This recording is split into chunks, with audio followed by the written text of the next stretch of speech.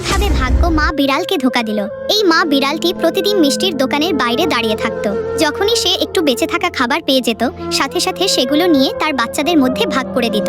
কিন্তু একদিন দোকানে অনেক বেশি ভিড় ছিল, দোকানদারও খুব ব্যস্ত ছিলেন। বিরক্ত হয়ে তো দোকানদার রাতে কোনো খাবার না দিয়েই বাড়ি চলে গেল। এটা দেখে মা বিড়ালটি খুব কষ্ট পেল এবং চুপচাপ সেখান থেকে বাড়ি চলে এলো। সেদিন সে কোনো খাবারই পায়নি, তাই খালি পেটেই বাড়ি ফিরল। কিন্তু তার বাচ্চারা তার মুখ দেখেই খুশি হয়ে গেল। তারা তো জানতোই না যে মা আজ কিছুই খায়নি। সে রাতের মতো মা বিড়ালটি বাচ্চাদের নিয়ে ঘুমিয়ে পড়ল এবং সকাল হতেই সে আবার বেরিয়ে পড়ল। কিন্তু এখন পরিস্থিতি আরো খারাপ হয়ে গিয়েছিল। হঠাৎ দোকানদার তাকে ভিতরে ডাকলো এবং বলল, মা, আমাকে মাফ করে দিস। এখন থেকে তুই আমার দোকান সামলাস, আমি তোকে প্রতিদিন খাবারও দেব। খুশিতে বিড়ালটির চোখ ঝলমল করে উঠল। এখন মা বিড়ালি দোকান চালাতে লাগলো এবং সবকিছু ঠিকঠাকই চলছিল। কিন্তু একদিন দোকানদার গাড়ি চালাচ্ছিল, হঠাৎ তার অ্যাক্সিডেন্ট হয়ে তাতে আগুন লেগে গেল। কিছু ভালো লোক সঙ্গে সঙ্গেই অ্যাম্বুলেন্সে ফোন করলো। দ্রুতই তাকে হাসপাতালে ভর্তি করানো হলো। কিন্তু তার অবস্থা খারাপ থেকেও আরো খারাপ হতে লাগলো।